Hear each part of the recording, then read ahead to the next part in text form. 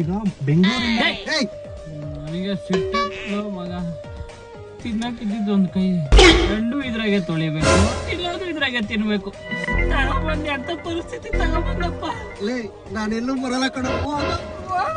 ಅಲ್ಲ ಕಣ್ರು ಎಲ್ಲೂ ಹೇಳ್ಬೇಡ ಸೀದಾ ನನ್ನ ಮನೆಗೆ ಹೋಗೋದು ನಮ್ಮ ಅಮ್ಮಂಗೆ ಏನೋ ಇದು ಗೊತ್ತಾಯ್ತು ಅಂದ್ರೆ ನಮ್ಮಮ್ಮ ಊಟ ತಿನ್ನಲ್ಲ ಬೆಳಗ್ಗೆ 5 ಗಂಟೆಗೆ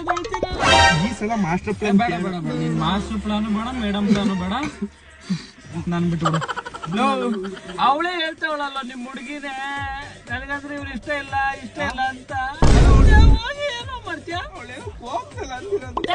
ಅಂದಿಲ್ಲಪ್ಪ ಇದೆಲ್ಲ ನೋಡಿದ್ರೆ ಗೊತ್ತಾಗಲ್ಲಪ್ಪ